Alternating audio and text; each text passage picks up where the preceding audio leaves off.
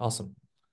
Okay, so welcome everybody. Today is our great honor to have Professor Molly to give us a talk. The title of the talk is Towards AIoT, Building Intelligence into Sensing, Networking, and Data Analytics of IoT. Professor Mo is a well-known researcher in the community of Internet of Things, mobile computing, for his plethora contributions to to the community. He is now a professor at Hong Kong University of Science and Technology, one of the best universities in Asia. His research focuses on systems aspects of the wireless sensing, networking, IoT for smart cities, and urban informatics. Professor Lee has been on the editorial board of many high impact journals, for example, IEEE transactions of networking, IEEE transaction on mobile computing, and transaction on Internet of Things, and many others. Professor Lee has been serving as the technical program committee members for potentially all of these top tier conferences in mobile computing, wireless networking, and he is a distinguished member of the ACM since 2019 and a fellow of IEEE since 2020. All right, so without further ado, let's welcome Professor Lee. All right. Thank you, Zhangmi, for the introduction, and thank you for inviting me to give this talk. Right. So today I'm very honored to take this time and introduce our recent works on building intelligence into sensing, networking, and data analytics of IoT. I see that we have a concise group of people today, so I think we can turn this into advantage. We can have a more interactive discussion during the talk. So please feel free to raise any questions you have, okay, during the presentation, right? Okay, so in the endeavor of Internet of Things, right, we envision the deployment of millions or even billions of sensors in our physical world, right, to instrument the environment, from the city, environment, building, factory, waters, and constantly gathering data and supplying to our autonomous entities like smartphones, autonomous vehicles, robots, which are interconnected. And with that, we envision the pervading intelligence that can be imposed into this system for supporting many downstream applications. To enable such a very nice wish, however, we face three major challenges, which I and my group have been working on in the recent couple of years. So the first challenge is the scalability. Okay, the massiveness of devices, actually, they may exhaust the computing and communication resources. To give you a comparative reference, right? Nowadays, internet, I mean, the internet that we're using for connecting computers has around 100 billion devices, right? Those devices addressable on internet, basically they have an IP address. At the level of 100 billion, we are expecting 10 times or even 100 times of devices in the Internet of Things. That's 1,000, right? A trillion or 10 trillion level. Okay. And at that level, we expect the resources in terms of network bandwidth, energy, wireless spectrum to be very scarce. And how we best leverage such limited resources is one major challenge. And we have been working on this, primarily leveraging or improving the low power wide area network technology, basically to provide ultra low power consumption so our network can sustain for many years, to provide wide coverage with even only one gateway to cover kilometers of range, and very simple protocols at network layer, so it can be very scalable. So we have been working on this primarily on physical and MAC layer. Our recent study, actually one example, our recent study brought the carrier sense multiple access into LoRa, a representative LPWAN technology, which enables more efficient usage of the wireless medium. Okay, so different nodes, they can better utilize the spectrum for sending, for achieving a higher data good put. Okay. This technology has recently been standardized as 1TR for LoRa Alliance, okay, last year. And not only the wireless front end, we also see challenges in the backhaul. Basically, traditionally we consider sensor data once wirelessly transmitted back to the gateway, job done. We leave everything else to the traditional internet. But IoT traffic are very, very different from our conventional internet traffic, which are many point-wise or streaming, like, for example, what we are doing right now, Zoom data pattern is more one-to-one or one-to-many streaming. Okay, but IoT traffic are more scattered and intermittent, but from much higher or larger scale. And then we have a lot of network servers, data servers, application servers serving many users across different many such low power wide area networks. Then how do we best federate those resources? How do we embed computing into such a network becomes a topic of research we have been working on in the past years. And the second challenge is the way we sense the physical world basically is also a way to intrude. Right? When we say intruding the physical world, it also means intrusion to people and their things. And that may lead to disruption. It may impair the harmonious coexistence of people and the technology, right? For example, when we talk about sensing, right, we are thinking about sensing others. We want to have a lot of cameras, right? Each looking at one of my students, right? But I mean, as individual, if you tell me there is a camera head mounted looking at me, I will feel very uncomfortable. For example, right, today's talk, I see that I have my video on, but none of you have your video on, right? So it's like we are so comfortable looking at others, but not really being sensed in this IoT, right? So for combating this challenge, we have recently been working on converting traditional way of communication into sensing. Okay.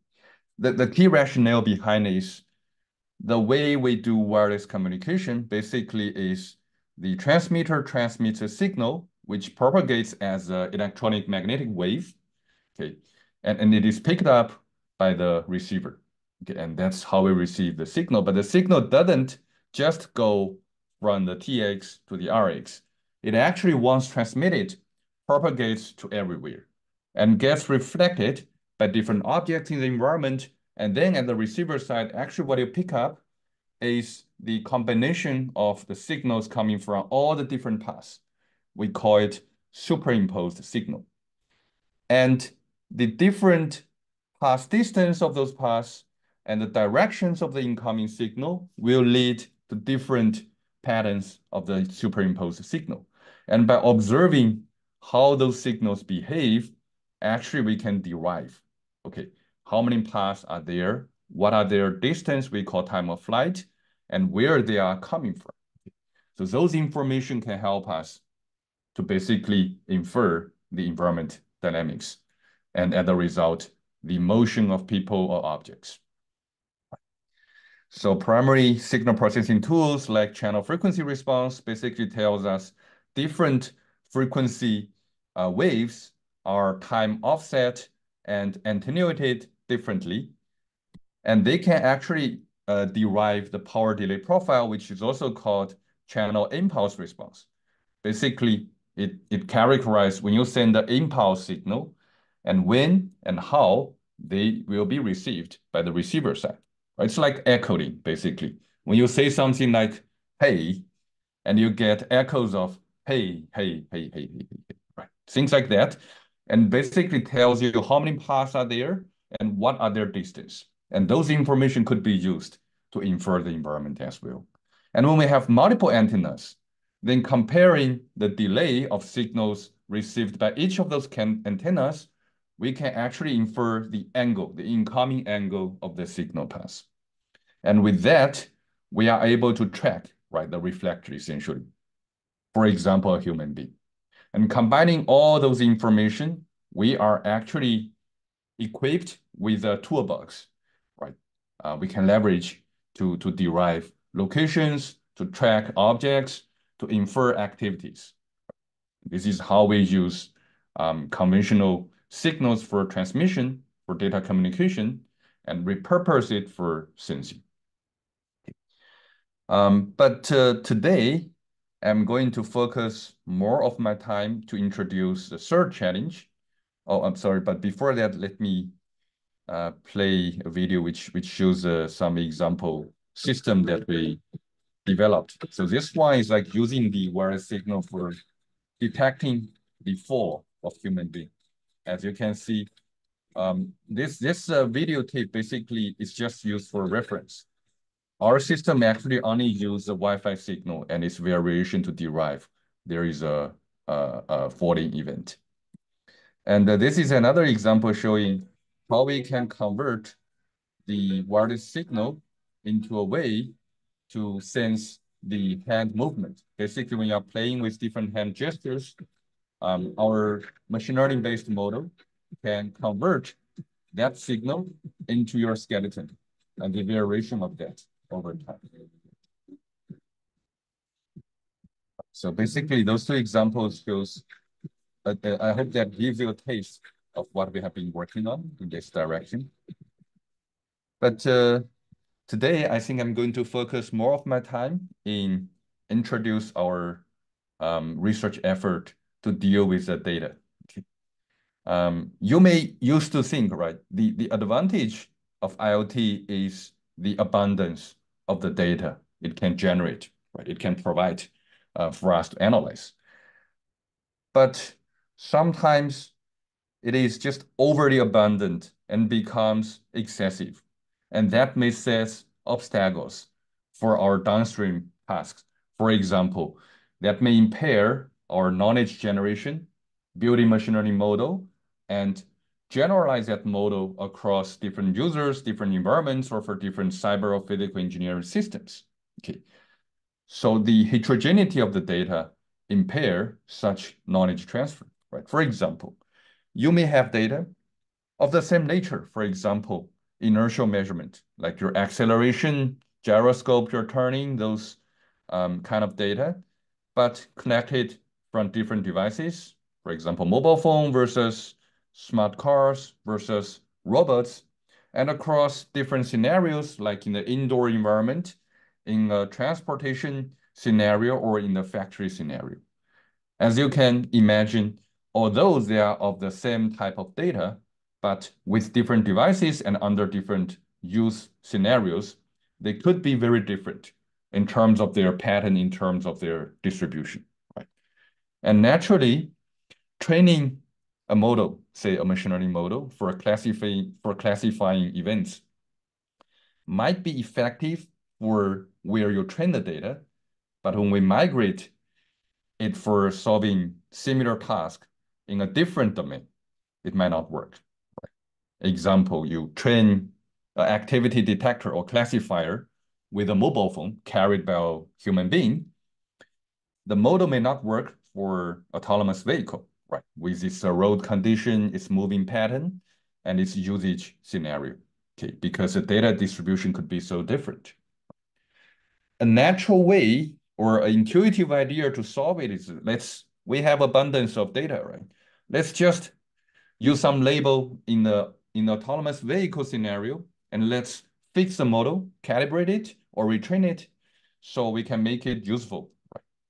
But for IoT, I would say, although we have a lot of abundant data, but maybe 99% of them are unlabeled, meaning they are connected, very inexpensive, but involving human effort to label it becomes very, very difficult or very, very high cost. Okay. As a result, we ends up with a lot of data but unlabeled, right? How we can make the best use of those unlabeled data to make this or to mitigate this problem. So we turn to a solution that makes use of or try to make use of the vast unlabeled data. And the key idea is let's do some unsupervised training. Let's train some encoder decoder. So the unlabeled data, although from different application domain, they can be project some way to a latent space where they have similar distribution. And then for a specific downstream task, we can then train classifiers based on the latent space data, and we can adapt across domains easily with only a handful label data, and we can achieve that. And this idea is essentially the idea of building a foundation model. It's actually building a foundation model for IMU sensing in this example. We train a model with unlabeled data, unsupervised, but assimilate the distribution of such data into a latent space across different domains. And then later, we use field label to fine-tune this model for a specific downstream application for a specific application domain. Okay. That's the essential idea. And training foundation model has been heavily started in natural language domain. Actually, very popular large language models nowadays, right? They have been based on this idea of foundation model for language. And one of the most basic or the cornerstone of this foundation model, which actually, by the way, inspired even the most advanced large language models nowadays. Okay, the BERT is for bidirectional encoder-based representation from transformer. It's based on a core machine learning network architecture called transformer. Okay, so the key idea of BERT is, okay, before putting our model to a specific use case, right? In natural language, the use case could be translation, right?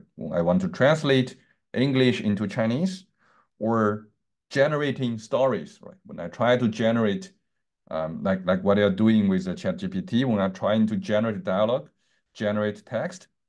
So there are different tasks based on the language. But before doing those tasks, let's first train a model that should well linked up the language, the sentences, the words, and put them in a very good embedding. So they are very much correlated. Similar words are correlated, and sentences more likely following each other, they will be better linked up in this model. So they hope that this model builds in this kind of connection between different words and sentences. So how do they train it? This is basically based on transformer architecture, right? Based on a lot of attention across the recurrent neural network units. And then it's primarily trained based on two tasks. The first task is called mask language model, or MLL. The idea is very simple. Say, because we only have unlabeled data, right? There's no way for us to label it. Then let's make use of it. Let's try to purposely take some word away from a sentence. And then with the belief that if the BERT model is well trained, it should be able to recover that word that we took away. Because we hypothesize that this model already learned very well correlation and similarity between words and sentences. So by setting objective function in that way, we should be able to train a good model. And in the second way, we call next sentence prediction. The rationale is, okay, we take from our text material, the corpus, and then we have two nearby sentences, one following the other. And then if we supply both into the model, it should be able to tell us, yes, they are likely to be following sentences or not, if we randomly put two very different sentences together. Okay. So by setting objectives in this way, we hope the BERT model can be trained without any label, but will assimilate the interconnections of natural language.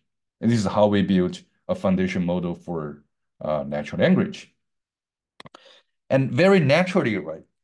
If BERT can work so well with text data and can be later used for downstream tasks, then it should be also very suitable for processing our Internet of Things data. For example, IMU data, which comes as a time sequence, sampled time sequence data, looks very much like sentences, right? Or actually, in another way, we can take it as a language, just not our human language that we've ever seen, but more like an alien language, which is interpreted as the time sequence of sensor data, sensor readings, right? Accelerometer, gyroscope readings, magnetometer readings. So supplying those time sequence data to BERT should give us good performance in inferring the activity behind. This is our basic rationale behind. But in practice, we cannot directly supply this IMU data as if they were sentences. Because it's like first it's continuous over time, indicating motions, and they are essentially multimodal because right as you can see here, different feature dimensions corresponds to data from very different sensors, accelerometer, gyroscope, or magnetometer. Okay. So before we supply them to our foundation model, the BERT, we have to do things like data cleansing and also the conversion of the original data vector, which is like in this case 7 degree of a dimensionality of 7, and we need to upscale it into a higher dimension, and also need to do things like normalization or fusion in order to unify the representation of the data across different modality. Okay. And as a result, we normalize and fuse the data before supplying for training and for inference. And we also find that the NSP classifier used for deriving the connection between sentences, not very useful in our case, as we are primarily dealing with the time sequence data, which is a continuous movement. So using the first segment to predict the second segment could be too hard. Okay. We don't have those correlation between sentences like what appeared in NLP applications or tasks. So we decided to drop that classifier and primarily focus on MLM for training our foundation model. And also different from training with words, sentences, right? In BERT, typically it will take one word away, which is like, by the way, it will be first tokenized as a vector. And then when training the MLM, it will take one word away randomly. But for our case, we cannot make it so simple because it's a time sequence data. Taking one sample away may not be very meaningful, as it can very easily, the model can very easily cheat, can derive interpolation or even simple repetition of the previous data to make it very, very efficient to fool your model objective. So in our training, we make it more complicated.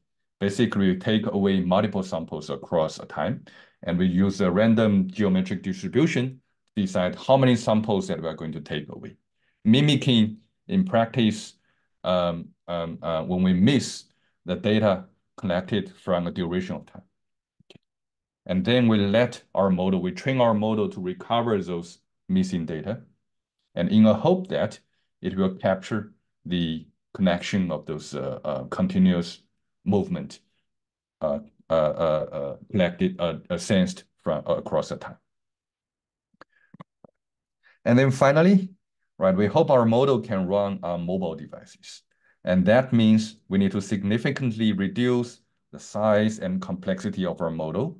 And we do the following steps. We downsample to reduce the sequence length, reduce the dimension of the tokens, so to make the inference and training much more faster. And we also do cross-layer parameter sharing to more better condense the model. And finally, we use simple classifiers for downstream tasks. So everything we do to make this model smaller and more affordable for mobile devices in IoT applications. And finally, this is a design.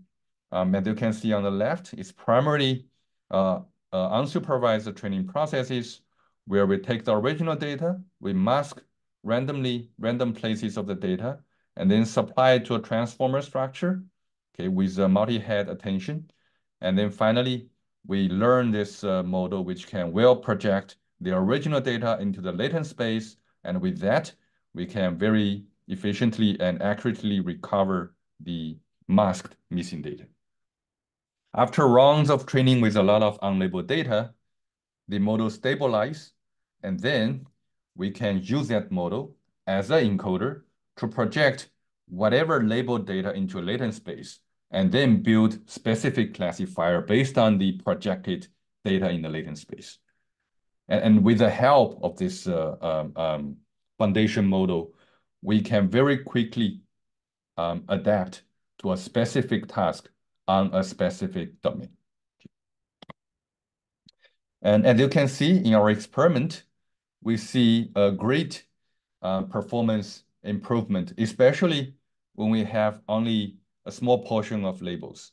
As you can see, with 0.2% of labels, our Limeu bird with a GRU classifier can achieve around 85% accuracy, while all other competitors cannot meet barely 50% accuracy. And this has been done across many data sets, and we see similar performance gains over existing state-of-art. So we had a paper published on this work. We believe this is the first work that aimed at studying a foundation model for IMU sensing. So for now, we seemed addressed a problem of label, right? We don't have many labels. So we try to build a foundation model so we can best leverage the unlabeled data. So only few labels can make it work. However, we think it's still not practical enough because in practice, it's often not only we don't have many labels, but also we can only get the label from a few users, right? Think about if you want to come up with a startup, right? You want to start up your business, trying to provide specific activity recognizer, right? This business. And you can imagine that it would be very unlikely that you get a lot of labels from many users. You can get it from maybe hundreds or at most a few thousands. It's less likely you can get millions or even billions of users' contribution. Then how can you make your model trained with few users with their labels and generate that across other users where you don't have any label at all? That's essentially a data imbalance problem where we want to train the model with limited and very likely biased label data. And then we want it to be adapted across many users where we don't see any label at all. How do we deal with it? Actually, this problem, similar problem has also been studied, but more in computer vision domain. And a very widely used approach is called data augmentation. So the key idea of data augmentation is, okay, I have my label, for example, in this case, a cat, right? This is the original labeled image, a cat. And then in order to make diversity, we want to create more labeled data, more representative of some unseen scenarios. Then we can follow some standard procedure to produce more labeled data. For example, right, we can rotate the picture, okay? Or we can blur the picture, we can introduce some noises, we can make it brighter or darker, we make it grayscale. Right? We can just horizontally or vertically flip the picture or crop the picture, right? We do it every way to make it more representative. The core idea is with very limited label data, which might not be representative of the underlying data distribution, we want to generate more representative label data by augmentation. And then a natural question would be, right, yes, we can apply them technology, We can use it for our IMU data as well, right? So we can do augmentation, we can rotate. When we have a mobile phone, this is the data we have. If we rotate the mobile phone, what the data would be, right? We can derive that piece of data and supply it as another batch of label data. We can add noises. We can flip our time sequence of IMU data, or we can randomly permutate the data. They are annotated in this picture as R, N, A, F, and P. So basically different ways to augment the data.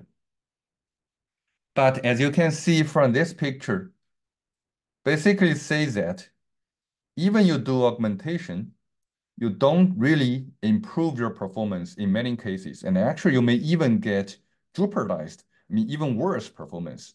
For example, as you can see, basically, how do we read this figure? We are experimenting with two different types of classifier, and then the dashed line basically tells the original performance without any data augmentation. And those dots basically says the performance under certain given data augmentation method or their combinations. And let's look at this one, which is most representative. Basically says if we apply all those previous augmentation method, we are getting slightly improved performance, but much far away from what we were able to get in other domains, like in computer vision. And if we apply certain augmentation, we can even get worse performance. The question is why? Why we're getting worse performance or we're not improving as much as we expect? Here we conducted a study which basically reveals that the data augmentation with IoT data, basically the real world physical signals, could be very different from traditional data augmentation on digital space, like computer visions. Because what we observe, for example, in this case, acceleration, right, or gyroscope readings, what we see in our observation actually are associated with the underlying physical states. For example, the acceleration reading, your X, Y, Z acceleration, heavily corresponds to your current orientation of your mobile phone, right? Because acceleration tells the acceleration in the mobile phone's frame. Okay. And when you rotate it a little bit, then the reading would be different, right? Because linear acceleration then would be projected differently in your body frame. And also it is related to the gravity direction as well. And you can see those different physical states are associated, and you can observe only the surface data, which is the acceleration. Similarly, your gyroscope readings is heavily associated with your orientation over time and the time difference between them. So as a result, what you see or what you get from sensors are here. If you blindly apply data augmentation, then it could be likely that you are producing some observations that is non-existing or it doesn't have any physical state to support. For example, we can have acceleration reading and augmented orientation or gyroscope reading, which could not be possible in real physical world, right? Because your acceleration and your rotation are correlated. So if you arbitrarily augment them, then you may run into a conflict state where you don't have any physical state to support.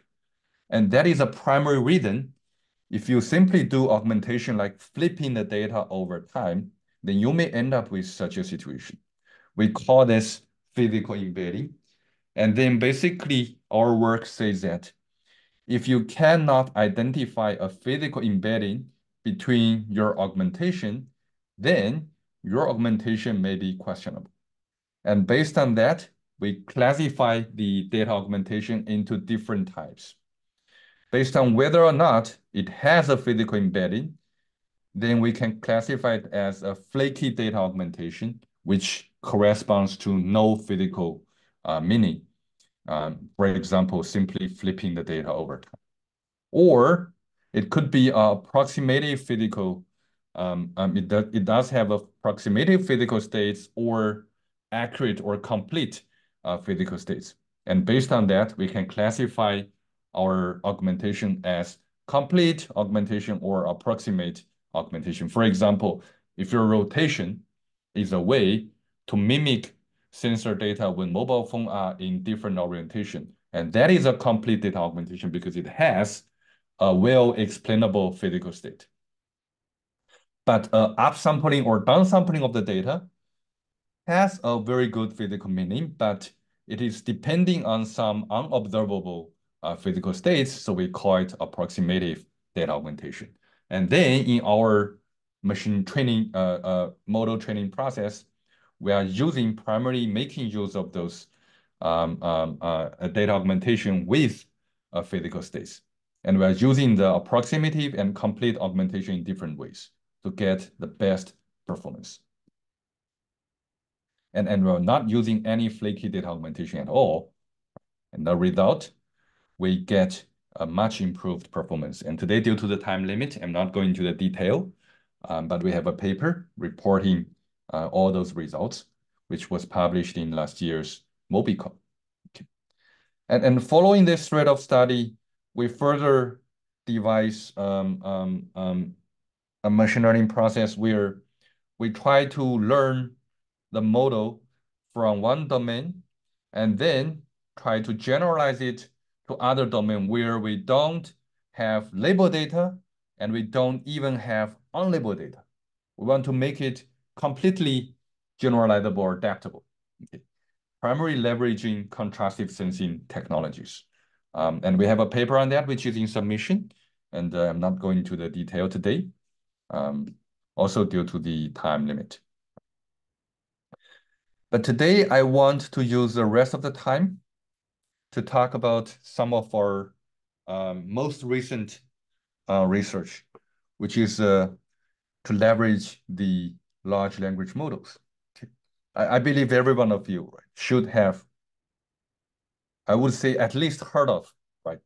And I think many of you should have already been using it, like ChatGPT, those large language models. They have been showing very powerful capability in assimilating human knowledge, especially in this question answer format, to provide support to our daily life. And we have been seeing examples like language model-based agents, right, for drafting your email, sending email, responding to queries on your daily jobs, right? Or language model-based text generation and also image or even video generation, like what you have recently seen on this Sora model performance. And LLM-based code generation and for control task. We see this super powerful capability of language models. And at a certain point, we can't help asking, right? See, whether this is a language model, as I just introduced, actually the basics of language models are based on this foundation model idea, basically based on training with a huge amount of data, text data, right, the corpus. But is it, as we used to understand, the machine learning models are simply statistical combination of the knowledge? Basically, we are learning the transition probability between sentences across words, or it has already come to another level where it generated or developed its word model already. Okay. This is a question that we have been asking.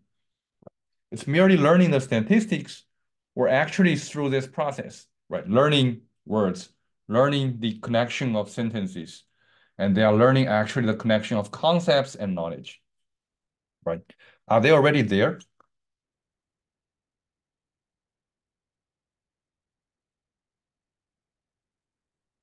And actually, there is a very famous linguistic scientist called Noam Chomsky who said, actually, language is intelligence. Learning language is actually equivalent to learning wisdom and intelligence. It's very much like actually like our early intelligence gaining process, right? Since we were a child, We are learning by learning language. And gradually, by being able to correctly follow questions or follow sentences, we are able to generate corresponding our sentences language to objects in physical world and the concepts, and then through the concepts, we connect them to generate knowledge, and then their interconnection to make a very enriched network of a graph of knowledge. And then our question or hypothesis is, okay, whether language models have already developed their word models, and that not only put together language, but also organically assimilated the common sense human knowledge. Although this is like still arguable, people even in natural language processing domain, they are arguing whether this word model has already emerged or not. And in this research, we are trying to test primarily by letting the language models to comprehend, to understand our physical world. And our methodologies, we supply the sensor data, a wide range of abundant sensor data that we get from our Internet of Things, supplying that to language models and see whether it can understand or can derive insights from those data. Okay, let me give you one example. This is how we use it. Say, we have a boiling water. This is the physical state of a boiling water.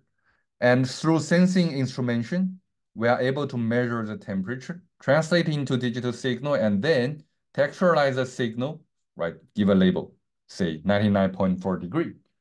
And then if we supply this data to a language model, then if our hypothesis is true, it should be able to connect this number with a concept that it already gained from this its knowledge building process, knowing the water is boiling at a temperature of 100 degree, and then knows that 99.4 is close to 100 degree, and then based on that to infer the water is boiling, to generate a physical description. And we believe a more comprehensive task it completes shows a higher level of intelligence the language models already gain. And can we make it comprehend the physical world in such a way? And the key job or task is how can we make language models to understand and process sensor data? And we are going through a guided signal processing approach. By the way, this is our very recent paper with collaboration with a research group from UCLA as well. So then our task is very simple. Okay, let's make use of the data that we can get from the mobile phone. Okay, again, accelerometer readings from IMU sensors and the satellite, right? Basically the GNSS module that can tell you the observable satellite and their signal strengths, and then the nearby Wi-Fi signals, their strengths and their SSID, right? By supplying those data to language model, surely with a proper prompt, and let the LLM to derive the activity or the current status of the human being, of the user. We want to test its ability to infer based on the sensor data. And the result was quite surprisingly good. As you can see in this example, where we collect data from a shopping mall from Hong Kong. And on the left, the blue box is our input sensor data in our prompt. As you can see in this example, we tell LLM, basically in this case, ChatGPT, will tell that the user has a step count of 105 steps per minute, and there is no satellite detected, and totally 31 Wi-Fi AP scanned in this environment, okay, with the signal strength. And you can see GPT-4 is doing a surprisingly good job in reasoning based on those data, and it can tell the user is likely walking inside a commercial building because the absence of detected satellites strongly suggest the user is in an indoor environment, as satellite signals are usually weak or non-existent indoors. As you can see, right, it's not simply memorizing those sentences. It is really understanding the concept behind and being able to use it to infer our sensor data. And then it says a total number of 31 Wi-Fi access points further supports the inference of an indoor environment. And actually can even tell you that analyzing the SSID list, like the East Point City, Wi-Fi.hk, 3DG jewelry, etc., it is reasonable to speculate the user might be inside a shopping mall or a commercial area, possibly in Hong Kong. Right? You see the power of this language models being able to comprehend the data, connecting that with the concepts in the knowledge basis, and then infer, okay, reason based on that. Some more examples, like in this lab environment in UCLA campus, in this airport of Singapore, and in the outdoor sports field in Singapore. And you can see that ChatGPT performs very well in those cases as well.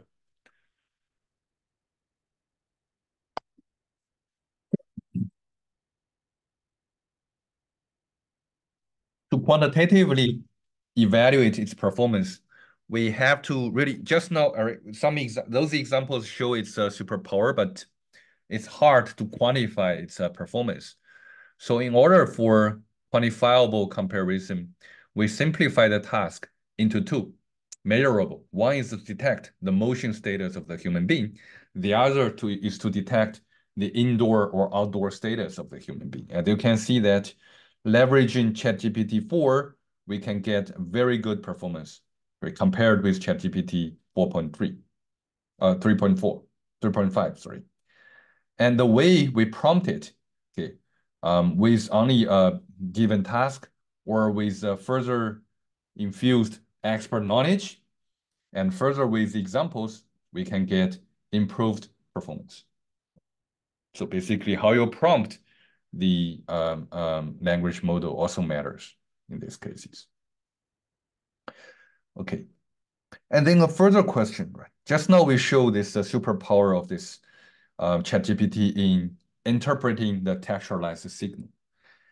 And one step further we made, we try to see, okay, let's go one step deeper. Can we let language models directly talk to the digital data instead of making the efforts help the language model to turn signal into textualized labels? Now we let it directly process digitized signals, basically the sequence, time sequence of numbers, how it will perform. In this case, we choose an example where we are supplying ECG data, which is electrical signal of the heartbeat. Okay. And the digital signal is basically time sampled, quantized data, right? And that's a bunch of numbers, basically a sequence of numbers we're supplying to ChatGPT, and we try to let it infer the peaks, basically. And from that, we can infer the heart rate, right? And you can see that it can also perform a very good job. In this case, the supplied ECG data with their peaks identified here. This is not what we supply to GPT. It's just a ground truth reference. And then you can see that by analyzing the data, following the procedure, GPT can well produce the ground truth R peaks, which corresponds to the heartbeat. Again, right, even more surprising that it can already work at the level of digital signal processing. And we call this our research effort as a penetrative AI, primarily for two reasons.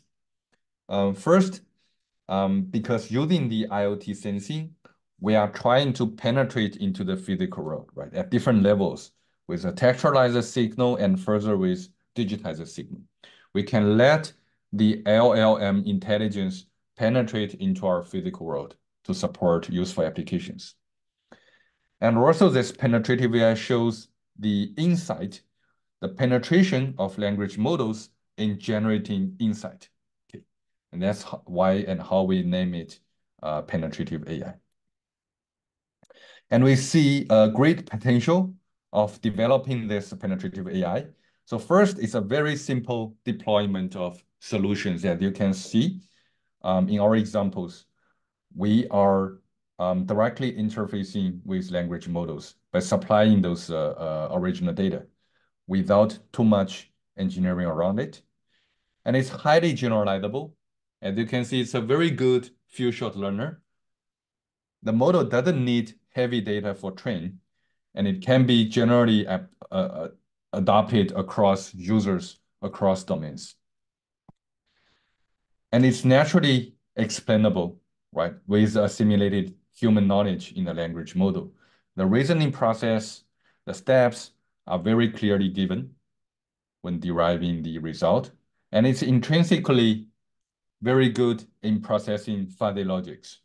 Okay, because of natural language itself, even in our prompt, it's defined in a fuzzy logic. And the data that we process is also with fluctuations and not precise and certain from time to time. And finally, the language model itself is a very innovative and very suitable fusion method or platform for multimodality. As you can see, supplying different types of sensor data, as long as they can be interpreted and translated into the language, then the previous human knowledge base in understanding those concepts and nature of those data can be used in fusing the different types of or different model of the data. And because of those advances, we think penetrative AI could be of high potential in supporting future IoT applications. But surely there are challenges, right? And a lot of future studies. For example, how do we prompt? Right? Just now we show you the example and I show you the surprisingly good result, but I didn't show you the prompt. Now, actually, if you don't prompt it well, for example, in this case, in our initial trial in deriving the heartbeat, we blindly supply the sensor data. Okay, without any explanation, without giving any expert knowledge, then the ChatGPT doesn't work very well. In this case, you can see, although it captures all those R-peak, it also carelessly bringing in some other irrelevant data samples. It doesn't perform most accurately. A better way of doing that, actually, which we used in our final version, we try to formulate observations into a procedure. Right?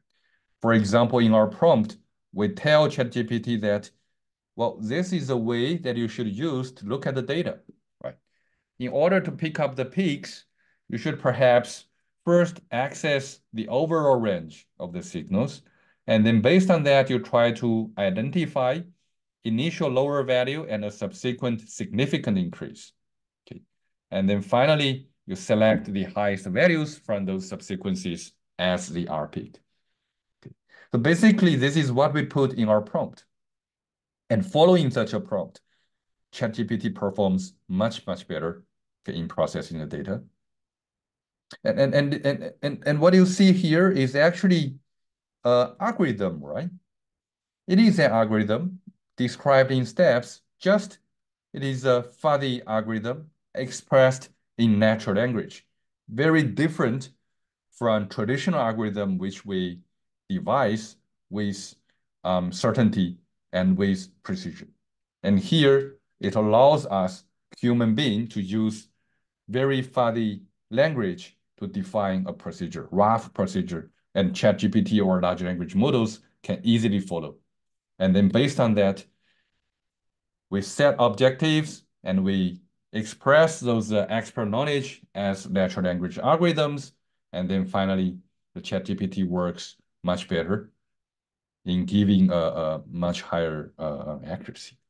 As you can see in this case, the prompt is very important. And the way we do engineering on the prompt could be vital to the end performance. Particularly interesting is the way we devise a natural language-based algorithm, which we believe very new and very different from traditional way of designing algorithms. And perhaps how do we identify a most effective prompt could be something very important to study. Okay. And can we even automate this process like doing reinforcement learning. In this case, we do not aim to retrain the model. Instead, we aim to identify a best way to prompt, right? It's like reinforcement in context learning. And there have been already some follow-up works, like this one, which recently published, are already using language models to look at other or more comprehensive or more complicated human activities. In this case, the language models were used to identify activities like bicycling, sitting, sleeping, walking downstairs or upstairs. And according to the paper, very an encouraging result has been observed using the language models. Another possible future direction is from perception tasks to actually actuation. We can make use of our understanding of the physical world to control and actuate robots. Okay. And that concerns generating control, right, in scripts or codes versus the online dialogue mode. And actually, we believe generating codes would be a more efficient and lower cost ways to leverage the power of language models. Okay. Because invoking language models may concern a lot of computing resources, generating a lot of energy and also latency. But once this process is leveraged to distill everything into running codes, then we can easily reuse the codes for tasks. And we can deploy the codes in a much affordable way to low-end or low-capacity devices. Okay. And then further designing reinforcement learning or prompting approaches to design CPS IoT agent could be something interesting to study as well. So in this direction, we have been making some initial efforts trying to devise a agent for deriving IoT programs, generating codes in iterative way that can provide control for specific AIoT applications. This is still early work, which is in submission. And lastly, we also concern the potential of maybe not only directly use the language model, but also to train a specific model. We have the large language models primarily focusing on language tasks, and whether we can train a large IoT models, which is tailored to specific IoT data and signal processing tasks. Right? And then how we tokenize those IoT data and how we build on top of the existing LLM basis without overfitting or deteriorating the word model could be some very interesting open question. And how do we do domain representation or foundation models for signal digitization and textualization could be things interesting. And a very interesting question here is, how can we make the best out of LLM to actually generate creative things? How can we advocate creativity, not only using it as an agent for personal assistance or for easier, simple control tasks? Can we leverage creativity? One example here is a recent published Nature paper, which basically studied that how they can use language models to generate solutions for hard problems. In this paper, it primarily targets at algorithm problems. For example, some NP hard problems. Previously, people try to identify heuristics to get near optimal solutions with polynomial time solution. And in this case, they try to leverage the power of language model to explore such solution space. Okay, and use it as a very efficient evaluator because for NP hard problems, right? Once you have a solution, evaluating the solution could be very simple, could be polynomial time. So they leverage this fact and use several language models to comprehensively evaluating and generating solutions, and finally landing on solutions that is superior than all previous human-discovered solutions. One example being this bin packing problem, where the state-of-the-art most popular solution is based on a best fit heuristic. And according to their fun search engine, they identified solutions which basically is near best fit, but in fitting the items, they also look at how much space left. They want to minimize the space left when fitting into individual bins. And it is proven that this new heuristic outperforms the best fit, which shows the creativity can be generated by using language model. And then I would expect similar problems or even simpler problems widely exist in IoT applications, and whether we can use or leverage the power of language models to discover such kind of optimal or better solutions, and then further put them into executable codes could be a very interesting way to leverage language model creativity. And all those, I think, can be considered and put into this direction to fulfill penetrative AI vision. Right? Essentially, they concern the way we can expand language model capabilities and how we enrich its expert knowledge by fine-tuning or retraining the model, and how do we understand the knowledge boundary and advocate creativity from the use of language models. And I hope those are the challenges and also very interesting directions where we can devote our efforts for the future penetrative AI study. With that, I think that's my talk. And I want to give special thanks to all the students and staff members in my group. Without their help, we couldn't have been done this kind of research. Right. Thank you to my group members as well. Right. So this is the end of this talk. Now I would like to open up for any questions if you have. Thanks so much. This is really a wonderful talk. So let's open the floor um, uh, to questions from the audience. Anybody? Any questions from the audience?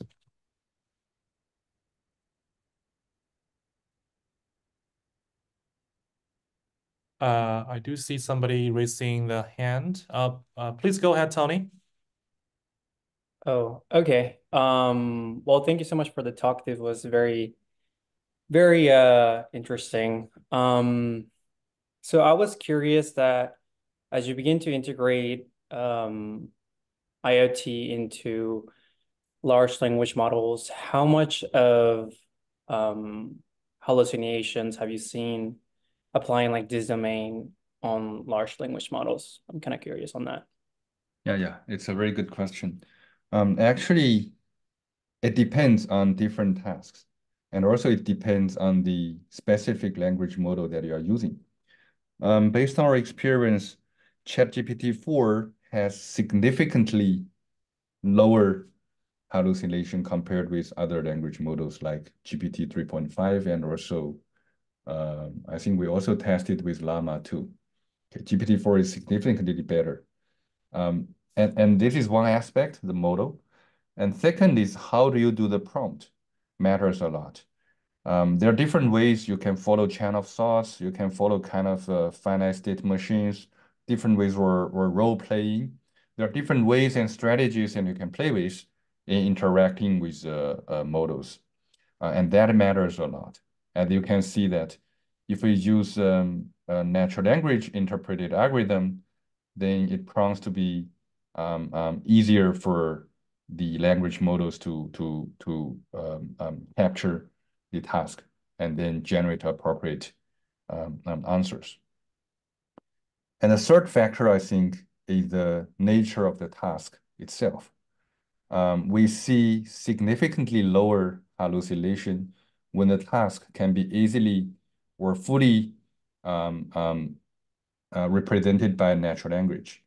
But the hallucination could be more often if we have significant amount of digital signals or numbers.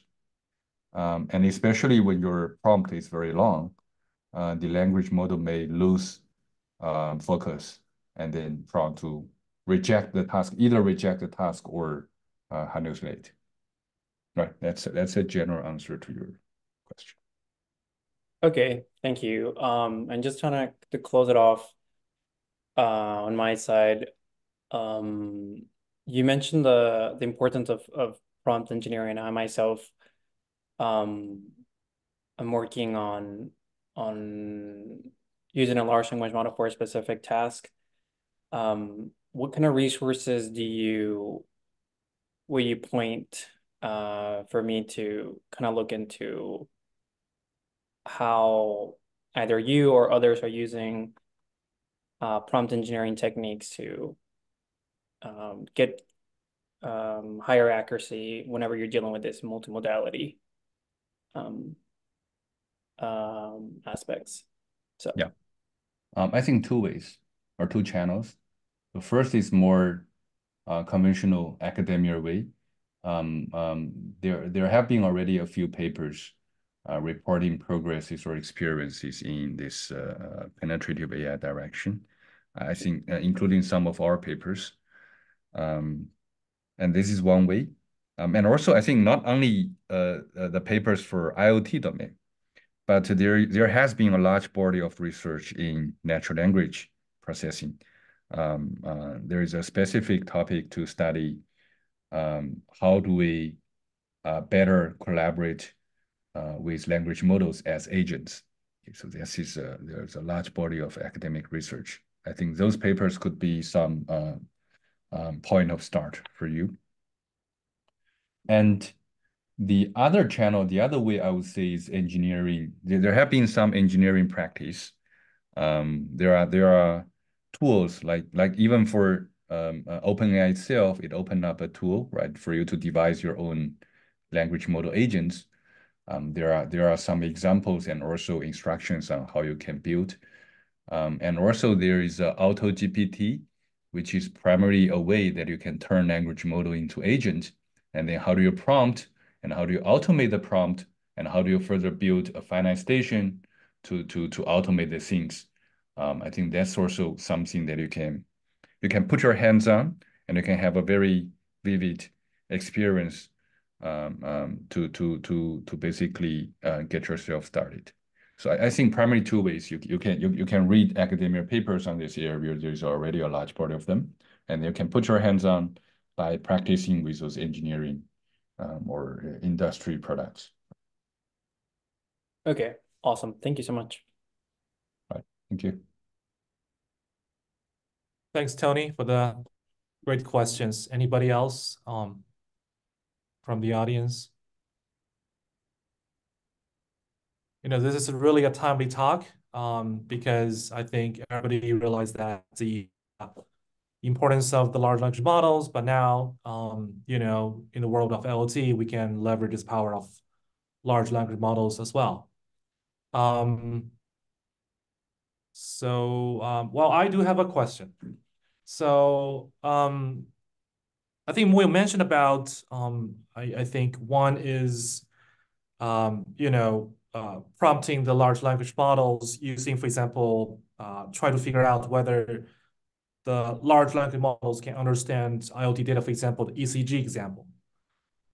So seems like based on what you showed, seems like this large language model it's really capable, right, of understanding, interpreting these IoT data, like the ECG data, for example. On the other hand, you also mentioned about, at the very end of the talk, there's a potential of building a large models or large IoT models by itself, right? So to me, this is kind of like two different approaches or two different ways. One is to leverage the existing large language models for, interpreting IoT data. The other one is kind of, we just build it from scratch, right? Totally using the IoT data themselves. Just trying to get your thoughts on, which way you think is more promising, and maybe why. Right. I think it's a very good question. And short answer, I think both directions are very promising. Um, and they're not exclusive. So we showed that we have very good performance if you prompt with a well-designed natural language described process. But actually being able to describe this process in natural language itself is a limit to the usage case, right? You can imagine that if you're a doctor, then if you want to invoke a language model agent to help you inspect the ECG data, then you have to describe things in such a way itself requires certain signal processing background, which typical doctor may not have, right? So it's like devising this natural language algorithm itself, although already very flexible, still could be limiting the generalizability of your solution itself. Okay. But by the way, I think devising natural language-based algorithm itself could be a very interesting topic because it's so different from our traditional way of designing algorithms. And it has a much higher flexibility, okay, and easier to use. And then, but from that point, then how we can further reduce or remove that kind of limit is the best case would be, I just didn't show that. Actually, using ChatGPT 4V, there is a video or image version, vision version, and can do the job slightly worse, but requires much simpler prompt. Basically, just give the task. Say, okay, this is the ECG. I give you a figure. Please help me identify the heartbeat. It can already do a much better job. Primarily because it's trained already with a lot of data set of images. So it's comprehending or understanding image better than in language. So my point is then, if we can use large body of this IoT data, okay, the digital signal data themselves, perhaps we can arrive at a model which is like overfitted or better tuned for a specific task. Okay. And that doesn't really require building from scratch. It's like we're not training a completely new model with only with only IoT data. It could be really done by fine-tuning or overfitting existing language model with domain-specific data. And we have been working on that. And we believe this could be very promising. And our initial results show that even with a much, much smaller size, right? The typical ChatGPT 4, it's a model size. We don't have an accurate number, but people guess it's around 70 billion parameters. But with a 7 billion or maybe 13 billion model specialized to IoT data, we could perform similarly or even better on certain tasks. And I think that could be a future because likely we will have a lot of specialized model for domain-specific tasks, and they can be well afforded or situated in edge or mobile devices. And I think for that practicability, it's also a very interesting direction to study. Great. Any other question from the audience? Um, if no, I Oh, have another question, maybe the last question for today. I don't want it to take too much time from you guys. So, we talked about these technologies, the foundations. What do you think about, I would say, killer apps, right? The killer applications of large language model or foundation models in general in the world of IoT. What's your kind of projections or what's your thoughts yeah. on what It's a application we very should work yeah. on? It's a very, very good question. I don't have a clear answer right now, but we are exploring a variety of such applications. And I strongly believe being able to land on one or several killer applications is essential to promote technology in this field. Right? For now, I cannot tell which one is a killer app or eventually going to be the killer app, but I can share with you some examples that we are exploring. The first is like we are trying to leverage the language model's ability in interpreting or connecting the knowledges basically. Okay, and then application could be converting traditionally tasks that solely depending on sensor data to tasks that can leverage both sensor data and textual annotations or text-based human knowledge. For example, we do localization with Wi-Fi signals. But if our solution can comprehend, for example, the access ID of the Wi-Fi and associate the access ID with certain locations. For example, we know that Wi-Fi AP of Apple is situated in the Apple Store marked in the floor plan, then maybe we can more easily, with the help of language models, bootstrap our localization procedure, okay, and have some anchor that we never had before. This is one example, right? And another example could be like the example I just mentioned, discovering solution space for algorithms. Maybe for complicated configurations for networks or for IoT, then there could be huge configuration space. And whether we can turn a language model into an agent, helping human to better understand a huge space of device configurations and figure out near optimal or better heuristic for solving such problems. Could be also one example. I don't know which one is going to be the killer app, but we are currently seeing a lot potential such applications. And I believe there would be a lot of study in the coming 1 2 years.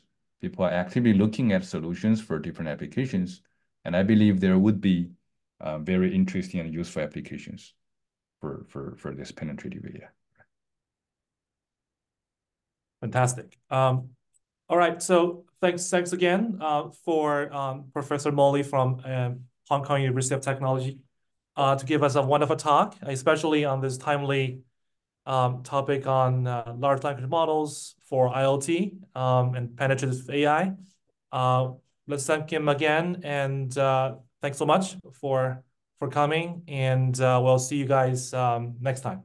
Thank you. Right. Yep. Thank you, me, and thank everyone for taking part. Right. See you guys. See ya.